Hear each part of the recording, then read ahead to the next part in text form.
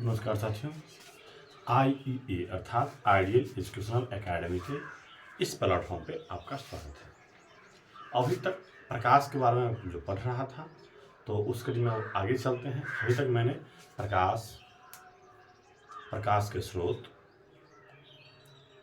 प्रकाश के मानव निर्मित स्रोत और प्राकृतिक निर्मित स्रोत, इसके बारे में मैंने पढ़ा है। साथ ही साथ अब जो चलते हैं किरण पुंज तक मैंने पढ़ा था। किरण पुंज से आगे, किरण पुंज मुख्य रूप से 3 प्रकार के होते हैं। किरण पुंज मुख्य रूप से 3 प्रकार के होते हैं। कौन कौन? तो उसके बारे में जानते हैं। अपसारी किरण पुंज, अपसारी किरण पुंज, समानांतर किरण पुंज, क्या समांतर किरण पुंज और अभिसारी किरण पुंज। अब इसके बारे में थोड़ा जान लेते हैं। अपसारी किरण पुंज या अभिसारी किरण पुंज या समांतर किरण पुंज, ये कहते किसे हैं? तो पहले जानते हैं अपसारी किरण पुंज। अब अपसारी किरण पुंज कहते किसे हैं? ध्यान देने वाले तरह, इसमें प्रकाश की किरण किसी बिंदु स्रोत से निकलकर फैलती चली जाती है। इसमें क्या होता है? अपसारी किरण पुंज में किसी बिंदु स्रोत से प्रकाश किरण निकलकर फैलती चली जाती है। इसको क्या बोलते हैं? अपसारी किरण पुंज। समानांतर किरण पुंज किसे कहते हैं? इसमें प्रकाश की किरण एक दूसरे क्या होती है? समानांतर होती है। जैसे कहीं दूर से आती प्रकाश की किरण क्या होगी? समानांतर किरण पुंज होगी। जैसे सूर्य से आती प्रकाश की किरण, ये क्या है? समानांतर किरण पुंज है। अब आगे आती है अभिसारी किरण पुंज।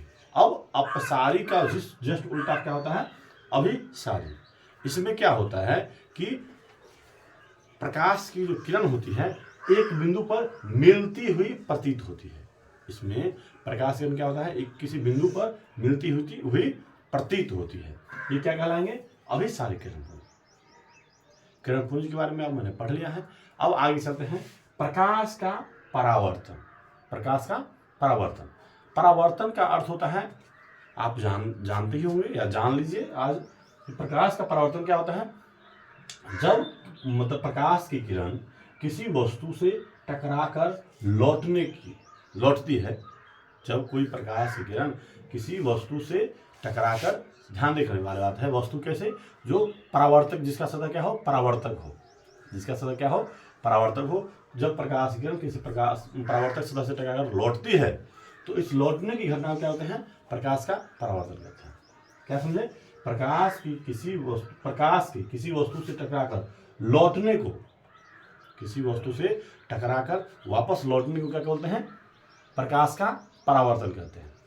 अब प्रकाश का परावर्तन होता कैसे है? देख लीजिए, कोई दर्पण मान लीजिए लेते हैं, इसमें प्रकाश की किरण AO किसी दर्पण पर आपतित होती है और ये टकराकर OB दिशा में पुनः लौट जाती है। इसको हम क्या बोलते हैं? प्रकाश का परावर्तन।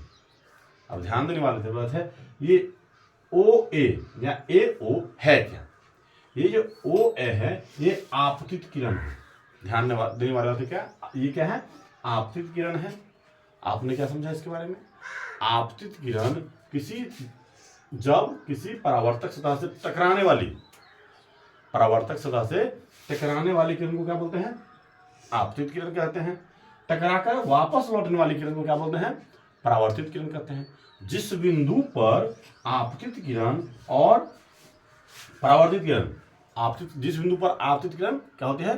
टकराती है, उसको क्या बोलते हैं? आपतन बिंदु बोलते हैं। जिस बिंदु पर आपतित किरण टकराती है उसको क्या बोलते हैं? आपतन बिंदु बोलते हैं। और क्या होता है? आपतन बिंदु पर खींचे गए लंब को, आपतन बिंदु पर खींचे गए लंब को क्या बोलेंगे? अभिलंब। उसको क्या बोलेंगे? अभिलंब। जो यहाँ पे OM दिखाई दे रहा है डॉट डॉट करके, ये क्या है? अभिलंब है। अब बात आती है कि आपतित किरण हो गया, परावर्तित किरण हो गया, अभिलंब हो गया और आपतन बिंदु हो गया। अब आपतन कोण क्या है? आपतन कोण क्या होता है? आपतित किरण अविलंब के साथ जो कोण बनाती है, क्या?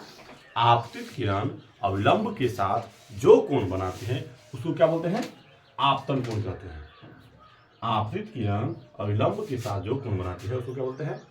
आपतन कोण कहते हैं। और परावर्तित किरण अविलंब के साथ जो कोण बनाती है वो क्या होगा? वो परावर्तन कोण होता है। समझ में आई बात? अब देखने वाली बात है कि ये आपतन कोण और परावर्तन कोण के बीच जो संबंध होता है वो क्या होता है, हमेशा बराबर का होता है। अर्थात आपतन कोण बराबर क्या होता है, परावर्तन कोण के बराबर होता है। आपतन कोण बराबर किसके, परावर्तन कोण।